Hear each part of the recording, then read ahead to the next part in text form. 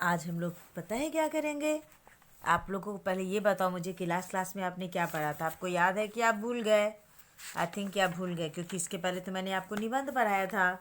उसके पहले हम लोगों ने अरुणिमा सिन्हा के बारे में पढ़ा था, जो कि एक साक्षात्कार था। साक्षात्कार मतलब क्या होता है? जब आप किसी का इंटरव्यू लेते हो, किसी से बातचीत करते हो उसके लाइफ के बारे में, तो हम लोग क्या बोलते हैं? उसको साक्षात्कार कहते हैं। ठीक है। तो अरुणिमा सिन्हा एक इंस्पिरेशनल जीवनी है उनका, जिनसे हम लोग को बहुत इंस्पिरेशन मिलता है कि हम लोगों को कभी भी हार नहीं माननी चाहिए। और अगर हम लोग कुछ करने का ठान लें, अगर हमारे मन में जुनून हो, तो हम अपने मंजिल को पा सकते हैं, है ना। जो हौसला है वो हम लोगों के मन में होनी चाहिए, शरीर से कुछ नहीं होता है। अगर हम लोगों के मन में हौसला है कुछ करने का, तो हर सभी परिस्थितियाँ क्या होती है, ये हमारा साथ देने लग जाती हैं। अरुणिमा सिन्हा के लाइफ से हमें यही इंस्पिरेशन मिलता है। हाँ, तो हम लोग किससे स्टार्ट करते हैं? पहले एमसीक्यू से स्टार्ट करते हैं ना। तो सबसे फर्स्ट क्वेश्चन है आप लोगों का, अरुणिमा सिन्हा ने किस कक्षा में से खेलों में भाग लेना शुरू किया था? तो इसका आंसर है कक्षा 6 से उन्होंने क्या किया था? खेलों में भाग लेना शुरू कर दिया था। ठीक है। अरुणिमा सिन्हा ने किस कक्षा से खेलों में भाग लेना शुरू किया था? कक्षा 6 से। उन्होंने राष्ट्रीय स्तर पर कौन सा खेल खेला? Very important question. हाँ, कौन सा खेल खेलती थी उन्होंने? वे राष्ट्रीय नेशनल लेवल पर उन्होंने कौन सा खेल खेला था? वॉलीबॉल। याद रखना। हाँ, राष्ट्रीय स्तर पर नेशनल लेवल पर उन्होंने वॉलीबॉल खेला था। अरुणिमा ने क्या लक्ष्य बनाया तो लोग उन्हें पागल बोलते थे? एवरेस्ट की चढ़ाई का। उन्हें, क्योंकि लोगों को ऐसा लगता था कि जिसके शरीर सही सलामत है वो एवरेस्ट पे चढ़ाई का सपने नहीं संजोता। फिर जिसके नकली पैर हैं, जिसके पैर जो अपने एक्सीडेंट में अपने पैर गंवा चुकी हो, वो ऐसे सपने कैसे देख सकती है? इसलिए लोग उन्हें क्या कहते थे? पागल कहते थे। एवरेस्ट की चढ़ाई में लगभग कितने रुपए लगते हैं? तो एवरेस्ट की चढ़ाई में लगभग 60 से 70 लाख रुपए लग जाते हैं। ठीक है। विश्व में कितने महाद्वीप हैं? विश्व में 7 महाद्वीप हैं। ठीक है। विश्व में कितने महाद्वीप हैं? 7 महाद्वीप हैं। माउंट एवरेस्ट पर चढ़ते समय कौन सा पल ऐसा है जो अरुणिमा कभी नहीं भूल पाई है? जब उन्होंने सबसे ऊंचा तिरंगा फहराया था ना, ये उनका मेमोरेबल पल था। ये पल वो कभी भी नहीं भूल पाती हैं कि सबसे ऊंचाई पे मैंने क्या किया? तिरंगे झंडे को फहराया। इको एवरेस्ट का क्या मतलब है? आपको भी थोड़ा थोड़ा क्लू मिलना चाहिए। जैसे आप अभी पटाखे जलाते होगे तो बोले ना कि ये इको क्रैकर्स हैं, ऐसा कुछ समथिंग बोलते हैं सब, है ना। तो मतलब होता है कि जिससे क्या होता है कि स्वच्छता, जिससे कोई पॉल्यूशन ना फैले, है ना। तो इको एवरेस्ट का क्या मतलब है? कि एवरेस्ट स्वच्छता का। ठीक है। जिससे कि क्लीन रहे। एवरेस्ट पे मान लो बहुत लोग चढ़ाई करने जाते हैं, तो उस पर गंदगी ना फैलाएं, है ना। तो इको एवरेस्ट का क्या मतलब है? एवरेस्ट स्वच्छता का। अरुणिमा को सब लोग किस नाम से जानते हैं? चमत्कार के नाम से जानते हैं। ऑब्वियसली उनको चमत्कारी कहना होगा ना, कि उनके पैर नहीं है फिर भी वो एवरेस्ट की चढ़ाई करती हैं, है ना। 7 महाद्वीपों में से कितने पहाड़ को वो चढ़ाई कर चुकी हैं? एक आध पर्वत ही बचा है जिसपे वो चढ़ने के लिए प्लानिंग में है। तो चमत्कार नहीं तो और क्या है बेटा, है ना। अरुणिमा की आत्मकथा का नाम क्या है? Burn again on the mountain. ठीक है। ऐसा उन्होंने क्यों रखा? क्योंकि उन्हें ऐसा लगता है कि वो मर चुकी थी, लेकिन उनको लाइफ कहाँ मिला? माउंटेन में। जब उन्होंने अब माउंट एवरेस्ट की चढ़ाई की तो उन्हें क्या हुआ? उन्हें का एक नया जन्म हुआ। वो अगेन बॉर्न हुआ उनका। ठीक है। इसलिए उन्होंने, उनकी आत्मकथा का क्या नाम रखा गया है? Born again on the mountain. सबसे पहले हमें कितने लक्ष्य निर्धारित करने चाहिए? सबसे पहले बात यह है कि हम लोगों को एक ही लक्ष्य निर्धारित करना चाहिए। अगर आप 10 लक्ष्य निर्धारित कर लो ना, तो कोई भी लक्ष्य प्राप्त नहीं कर पाओगे। अगर आप जब एक लक्ष्य निर्धारित करते हो कि हाँ हमें यहाँ जाना, हाँ, अगर आप उस लक्ष्य को नहीं प्राप्त कर सके तो आपको डिसअपॉइंट भी नहीं होना। तो हम लोगों को क्या करना है? अपने दूसरे लक्ष्य के बारे में सोचना है ना। ऐसा नहीं है कि एक लक्ष्य नहीं मिला तो हम लोग डिसअपॉइंट हो गए, अब क्या होगा कैसा होगा, ऐसा भी नहीं सोचना। हाँ? मन में हमेशा ऐसा सोचना कि ये नहीं हुआ तो क्या हुआ, मैं दूसरा करूँगी, लेकिन कभी भी अपना हौसला नहीं हारना, है ना। तो यहाँ से हमारे एमसीक्यूज ख़त्म होते हैं बच्चों। अभी मैं फिर से एक बार रिपीट कर देती हूँ। ओके, चलो।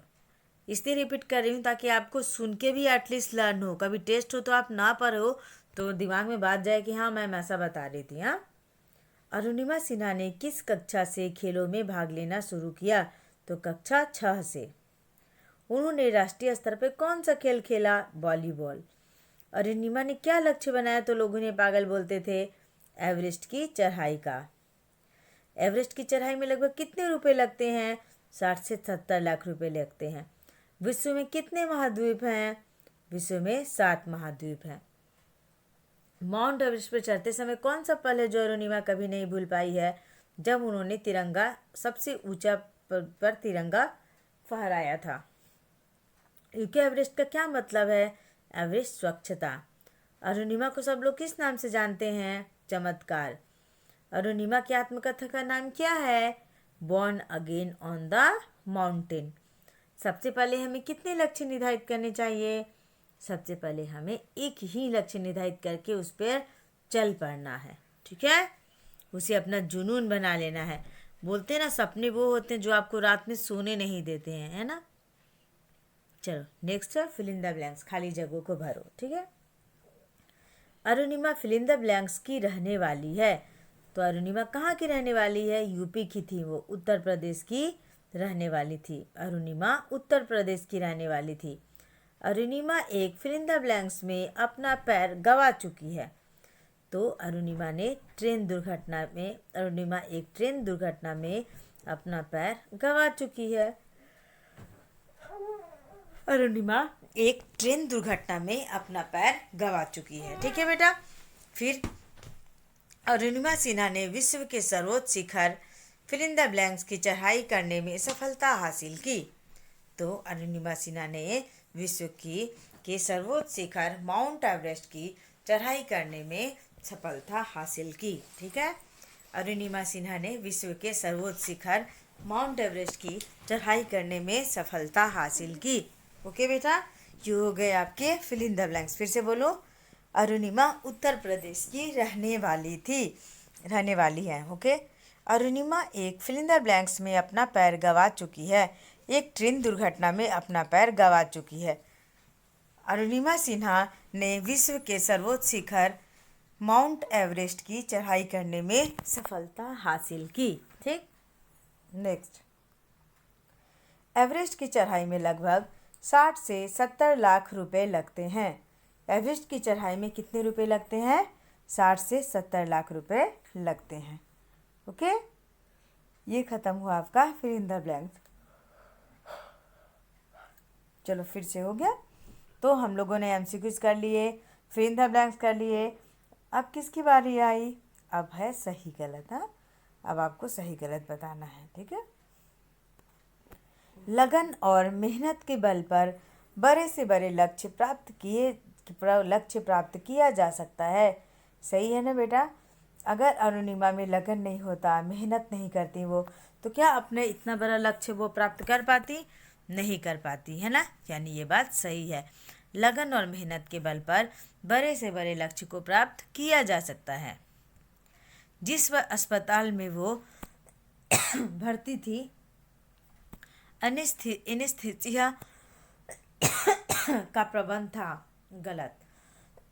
आपको याद है ना, उन्होंने अपनी स्टोरी में बताया था कि जब उनके पैर कट चुके थे और जब वो जिस हॉस्पिटल में एडमिट हुई थी, वहाँ पे एनेस्थीसिया मतलब बेहोश करने, जब किसी को ऑपरेट करते हैं तो जो दवा देकर बेहोश करते हैं, सुन करते हैं उस शरीर के अंग को, वो दवा उनके पास नहीं थी। तब उन्होंने क्या किया था कि बिना बेहोशी की हालत में ही अपने पैर को कटवा लिया था। सोचो वो कितनी स्ट्रांग पर्सनालिटी होंगी, कितना दर्द हुआ होगा कि उन्होंने बिना एनेस्थीसिया, बिना बेहोश हुए ही अपने पैरों को, डॉक्टरों ने उनके पैरों को काट दिया। उन डॉक्टरों ने उन्हें अपना खून दिया था। सही है, ये बात वो कभी नहीं भूलती है कि वहाँ के जो डॉक्टर थे उन्होंने उन्हें अपना खून तक दिया। ठीक है, अरुणिमा को सब लोग चमत्कार के नाम से जानते हैं। सही है, अरुणिमा को सब लोग किस नाम से जानते हैं? चमत्कार के नाम से जानते हैं। अरुणिमा ने वकालत की परीक्षा उत्तीर्ण की। सही, अरुणिमा ने LLB भी किया है बेटा, उन्होंने वकालत की परीक्षा पास की। सही बात है। ट्रेन दुर्घटना में अरुणिमा का हाथ कट गया। सही बात है, बोलो तो गलत है ना। ट्रेन दुर्घटना में अरुणिमा का पैर कटा था, हाथ नहीं, तो गलत। अरुणिमा माउंट एवरेस्ट पे चढ़ने में सफल हुई। सही। माउंट एवरेस्ट चढ़ने में सफल हुई ना। ठीक है। अभी हाँ, अरुणिमा सिंह स्वच्छ भारत अभियान की मध्य प्रदेश की ब्रांड एम्बेसडर है। गलत। वो स्वच्छ भारत अभियान की एम्बेसडर तो है, लेकिन कहाँ की है? उत्तर प्रदेश की है, मध्य प्रदेश की नहीं है। ठीक है। अरुणिमा सिन्हा स्वच्छ भारत अभियान के मध्य प्रदेश की ब्रांड एम्बेसडर है। गलत है, वो यूपी उत्तर प्रदेश की ब्रांड एम्बेसडर है, याद रखना है ना। अरुणिमा हॉकी की खिलाड़ी है। गलत, वो तो वॉलीबॉल की खिलाड़ी हैं। ओके, तो ये स्टेटमेंट गलत है। ठीक है, एक बार मैं फिर से आपको बोलती हूँ, देखो। लगन और मेहनत के बल पर बड़े से बड़े लक्ष्य प्राप्त किए जा सकते हैं। सही। जिस अस्पताल में वो भर्ती थी, एनेस्थेसिया का प्रबंध था। गलत। उन डॉक्टरों ने उन्हें अपना खून दिया था। सही। अरुणिमा को सब लोग चमत्कार के नाम से जानते हैं। सही। अरुणिमा ने वकालत की परीक्षा उत्तीर्ण की। सही। ट्रेन दुर्घटना में अरुणिमा का हाथ कट गया। गलत। अरुणिमा माउंट एवरेस्ट पर चढ़ने में सफल हुई। सही। अरुणिमा सिंह स्वच्छ भारत अभियान की मध्य प्रदेश की ब्रांड एम्बेसडर है। गलत। अरुणिमा हॉकी की खिलाड़ी है। गलत। के तो अभी हम लोग यहाँ पर MCQs fill in the blank सही गलत कंप्लीट हो कर लिया है। अब हम लोग यहाँ से क्वेश्चन आंसर पे चलते हैं। सबसे फर्स्ट क्वेश्चन है, अति लघु उत्तर लिखो। हाँ, अरुणिमा को सब लोग किस नाम से जानते हैं? तो अरुणिमा को लोग चमत्कार के नाम से जानते हैं। ठीक है, अरुणिमा को लोग किस नाम से जानते हैं? चमत्कार के नाम से जानते हैं। ट्रेन दुर्घटना के समय अरुणिमा कहाँ जा रही थी? ट्रेन दुर्घटना के समय अरुणिमा कहाँ जा रही थी? आपको याद है ना कि उनका इंटरव्यू होने वाला था और उनके बर्थ सर्टिफिकेट में क्या हुआ था? डेट ऑफ बर्थ गलत छप गया था। उसको सुधारवाने के लिए उनको लखनऊ से कहाँ जाना था? दिल्ली जाना था, क्योंकि दिल्ली में ही ये कागजी कार्रवाई उनकी कंप्लीट होती। वहाँ पे जो बर्थ ऑफ डेट गलत था ना, वो वहीं पर सही होता। तो उन्हें कहाँ जाना पड़ा? लखनऊ से दिल्ली जा रही थी, तभी रास्ते में ये घटना उनके साथ हुई। तो ट्रेन दुर्घटना के समय अरुणिमा कहाँ जा रही थी? ट्रेन दुर्घटना के समय अरुणिमा लखनऊ से दिल्ली जा रही थी। ठीक है। नेक्स्ट क्वेश्चन, अरुणिमा की आत्मकथा का क्या नाम है? आत्मकथा मतलब जब कोई अपनी जीवनी को लिखता है तो उसे आत्मकथा बोलते हैं। ठीक है, तो अरुणिमा की आत्मकथा का नाम मतलब उन्होंने जो अपने जीवन के ऊपर बुक लिखा है, उसका नाम है born again on the mountain. ठीक है, born again on the mountain.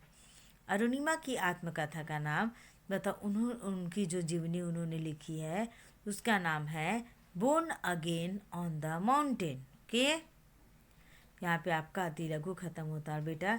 जब अति लघु उत्तर आप लिखते हो ना, तो 1 वर्ड में आंसर मत दो, 1 सेंटेंस में आंसर दो, है ना। जैसे मैंने लिखा है अरुणिमा को वो लोग किस नाम से जानते हैं, तो आप बस चमत्कार लिख दोगे तो सारे मार्क्स कट जाएंगे, सिर्फ 0.5 मार्क्स मिलेंगे। पूरा लाइन लिखोगे अरुणिमा को लोग चमत्कार के नाम से जानते हैं, तभी फुल मार्क्स यानी 1 मार्क्स मिलेंगे। ट्रेन दुर्घटना के समय अरुणिमा कहाँ जा रही थी? ट्रेन दुर्घटना के समय अरुणिमा लखनऊ से दिल्ली जा रही थी। अरुणिमा की आत्मकथा का क्या नाम है? अरुणिमा की आत्मकथा का नाम है the born again on the mountain. अब यहाँ से स्टार्ट होता है हम लोग का लघु उत्तर। ठीक है, अभी अति लघु खत्म हो गया, अब क्या होता है? लघु उत्तर हम लोग स्टार्ट कर रहे हैं। ठीक है, इको एवरेस्ट का क्या अर्थ है? इको एवरेस्ट का क्या अर्थ है? इको एवरेस्ट का अर्थ है एवरेस्ट पर स्वच्छता। ठीक है, इको एवरेस्ट का क्या अर्थ है? एवरेस्ट पर स्वच्छता। ठीक है, माउंट पर यानी पर चढ़ते समय कहीं भी गंदगी नहीं करना। जब आप किसी पर्वत पे पहाड़ पर चढ़ रहे हो तो कहीं भी गंदगी नहीं फैलाना है। जैसे चॉकलेट रैपर, झंडा आदि कहीं पर नहीं छोड़ना, है ना। जैसे कोई माउंटेन पे जाता है तो क्या लेकर जाता है, बहुत सारा खाने पीने का चीज़ लेकर जाता है, झंडा लेके जाता है। तो हम लोग को क्या करना है कि कोई भी रैपर या फिर झंडा कहीं भी नहीं छोड़ना है। पहाड़ पर चढ़ते समय छोटा सा बैग रखना जिसमें सभी रैपरों को रखते हैं। अगर कोई पहाड़ पर चढ़ रहा है तो क्या करना है, एक छोटा सा बैग कैरी करना है जिसमें क्या करना है कि जितने भी आप खाने पाने के पीने के जो सामान के रैपर हो ना उसको उसमें रखना। ये पर्वत पे क्या बेटा, सपोज आप किसी पार्क में जाते हो, किसी भी टूरिस्ट प्लेस पे जाते हो तो वहाँ भी आपको ऐसा नहीं करना चाहिए, कहीं भी गंदगी नहीं फैलाना चाहिए। चॉकलेट के रैपर या भी किसी चीज़ के रैपर या फिर कोई भी गंदा सामान डस्टबिन में डालो या फिर अपने साथ एक बैग कैरी करो, इधर उधर आपको नहीं फैलाना चाहिए, है ना। तो अभी भी आप देखोगे कितना स्वच्छता अभियान चल रहा है, फिर भी आप रोड पे देखना कितने लोग आपको सड़क पर स्पीड करते हुए नज़र आते हैं। उस समय तो मुझे इतना गुस्सा आता है ना कि मैं क्या बोलूँ, लेकिन मैं कुछ बोलती नहीं हूँ। लेकिन आप भी देखना जो रोड पे आप स्पीड करते रहते हैं ना, आपको देखकर बहुत गुस्सा आएगा कि कोई रोड को साफ करता है और कोई रोड पे क्या कर रहा है, थूकते जा रहा है, स्पीड करते जा रहा है ना। तो बेटा एक ख्याल रखो कि जब आप सुधरोगे, आपको देखकर आपके फ्रेंड सुधरेंगे, आपके फ्रेंड को देखकर एक सोसाइटी सुधरेगा, सोसाइटी सुधरेगा तो देश सुधरेगा। हम लोग दूसरे से क्यों कंपेयर करें कि वो ऐसा कर रहा है ना। तो अगर हम लोग खुद अपने अपने अपने से भी डिसाइड कर लें कि हम लोग गंदगी नहीं फैलाएंगे, हम लोग हर जगह स्वच्छ रखेंगे, क्लीन रखेंगे, चाहे वो सोसाइटी हो चाहे वो आपका स्कूल हो, तो हमसे ही शुरुआत होगी, है ना। हर कोई अगर ऐसा सोच ले तो गंदगी तो फैलेगा ही नहीं ना बेटा। अगर हर कोई सोचे कि मैं गंदा नहीं करूँगा, मैं गंदा नहीं करूँगी, तो फिर क्या होगा कि सोसाइटी देश सब हम लोग का क्या होगा, एकदम क्लीन हो जाएगा, है ना। तो यहाँ इको एवरेस्ट का अर्थ है कि मतलब जब एवरेस्ट पे कोई भी चढ़ता है तो क्या करना है कि चॉकलेट रैपर या झंडा कहीं भी नहीं छोड़ना है। फिर पहाड़ पर चढ़ते समय अपने साथ एक एक्स्ट्रा बैग कैरी करना है जिसपे चॉकलेट आदि के क्या करें, रैपर को रखें। अरुणिमा ने किस तरह अपने लक्ष्य की प्राप्ति की, ठीक है। तो अरुणिमा ने एवरेस्ट की चढ़ाई को अपना लक्ष्य बनाया और लगन, मेहनत व जोश से आगे बढ़ी तथा अपने लक्ष्य की प्राप्ति की। अब देखो यहाँ तो अरुणिमा ने अपने लक्ष्य की ऐसे प्राप्ति की। अगर आपके सामने भी कोई लक्ष्य है, अगर आप भी किसी लक्ष्य को अचीव करना चाहते हो तो आपको क्या करना है, लगन, मेहनत, जोश से आगे बढ़ना है ना, और अपने लक्ष्य की प्राप्ति करनी है। आई समझ में बात,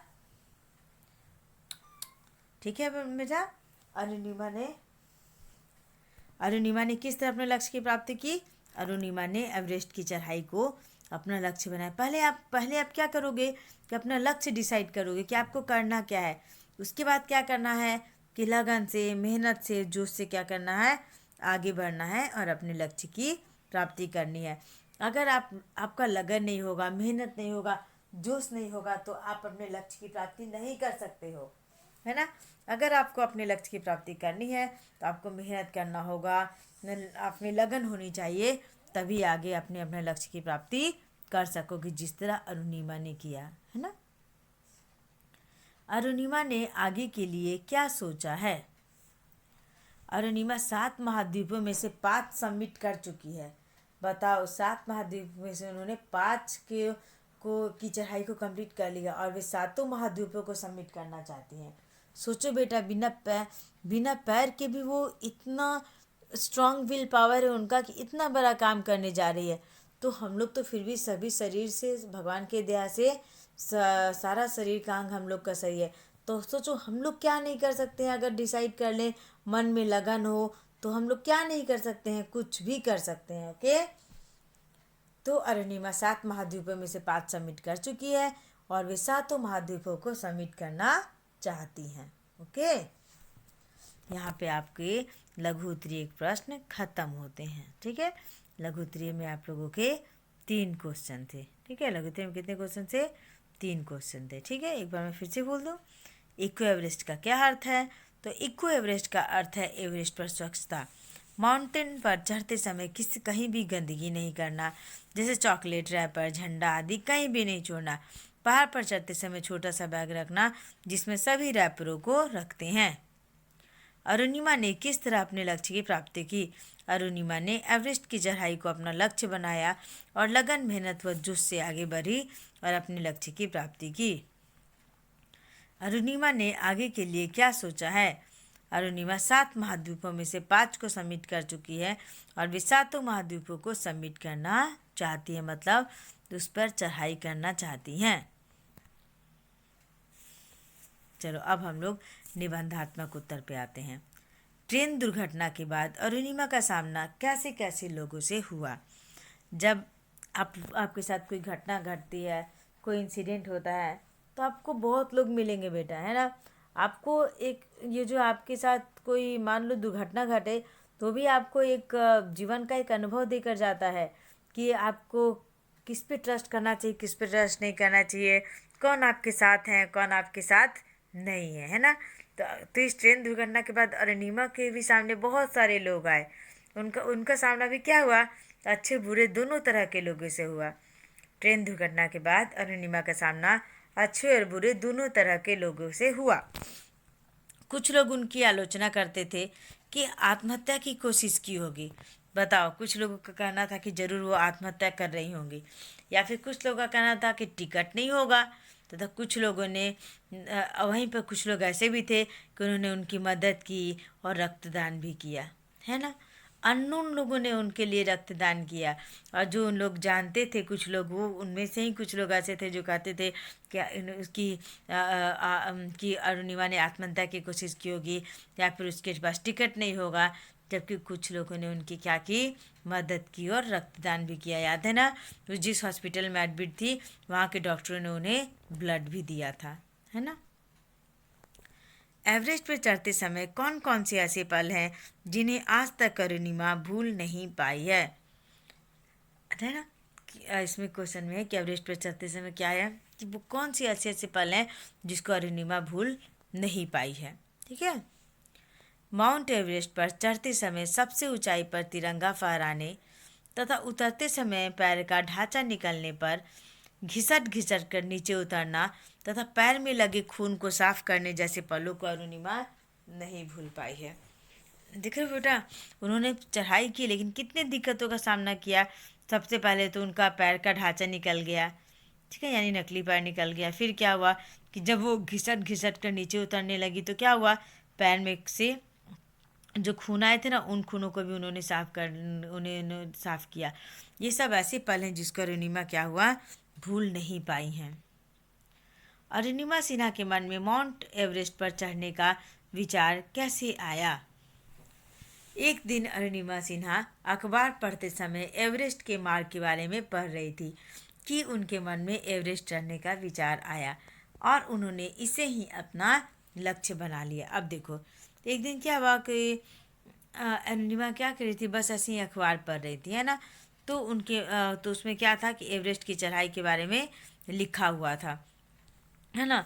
तो उनके मन में तब से क्या हुआ कि उनके मन में भी आया कि क्यों ना वो भी एवरेस्ट पे चढ़ाई करें और क्या करें कि कुछ अचीव करें। और उन्होंने क्या किया, उसके बाद ही उन्होंने इसको अपना लक्ष्य बना लिया कि वो भी क्या करेंगी, माउंट एवरेस्ट पर चढ़ेंगी। उन्होंने उसे अपना लक्ष्य बना लिया। ठीक है। तो अभी हम लोगों ने जितने क्वेश्चंस किए, आपको एक्सप्लेन की, आप ये सब के आंसर क्या कर सकते हैं, अपने खुद से भी बना सकते हैं, है ना। कि सपोज कि हम माउंट एवरेस्ट पर जाने को क्या कहते, तो आप सिंपल शब्दों में कह सकते हैं कि एक बार उन्होंने क्या किया कि वो अखबार पढ़ रही थी तो उसमें एवरेस्ट की चढ़ाई का रास्ता दिया हुआ था। तो इसके बाद से उनके मन में भी आए कि वो भी एवरेस्ट पे चढ़ाई करेंगी और उन्होंने उसे क्या हुआ कि अपना लक्ष्य बना लिया। ठीक है। फिर एक बार मैं आपको निबंधात्मक एक बार बोल देती हूँ फिर से। ट्रेन दुर्घटना के समय अरुणिमा का सामना कैसे कैसे लोगों से हुआ, तो आप ये भी खुद से ही बना सकती हो ना कि ट्रेन दुर्घटना के समय अरुणिमा का सामना अच्छे बुरे दोनों लोगों से हुआ। कुछ लोगों का कहना था कि अरुणिमा ने आत्महत्या करने की कोशिश की होगी, कुछ लोग कहे कि टिकट नहीं होगा इसलिए कूद पड़ी ट्रेन से, और कुछ लोग अच्छे भी थे जिन्होंने रक्तदान किया, उनकी मदद की। ठीक है। एवरेस्ट पे चढ़ते समय कौन कौन से ऐसे पल है जिसे अरुणिमा नहीं भूल पाई? ये भी आप खुद से लिख सकते हो। याद है ना आपको, उनके पैर का ढांचा निकल गया था। फिर क्या हुआ कि जब वो पैर घिसट घिसट के नीचे गिर रही थी, तो उतर रही थी, तो एक पैर से खून निकलने लगा। फिर वो उस उन्हें उन खूनों को साफ करके फिर से चढ़ने का काम करना था। और फिर जब उन्होंने ऊंचाई पे तिरंगा फहराया था, ये बात भी वो कभी नहीं भूल पाती हैं। ठीक है। अरुणिमा सिन्हा के मन में माउंट एवरेस्ट चढ़ने के विचार कैसे आती है, भी आपको बताया मैंने कि एक बार ऐसे ही न्यूज़पेपर पढ़ रही थी, तो उसमें माउंट एवरेस्ट पे चढ़ने का रास्ता दिया हुआ था। तो तब उनके मन में भी आया कि क्यों ना वो भी माउंट एवरेस्ट पे चढ़ें। और उन्होंने उसी समय से क्या किया कि माउंट एवरेस्ट को अपना चढ़ने का अपना लक्ष्य बना लिया। ठीक है बेटा, चलो इस चैप्टर को हम लोगों ने यहाँ एक्सप्लेनेशन ख़त्म कर लिया। नेक्स्ट चैप्टर में हम लोग नए चैप्टर के एक्सप्लेनेशन के साथ फिर मिलेंगे। ओके बेटा, चलो मैं अब रखूँ। चलो बाय बेटा, टेक केयर, है ना। देखो बेटा, ध्यान से सुनना सारे वीडियो, हाँ, नहीं तो आपको कुछ भी समझ में नहीं आएगा। Okay bye.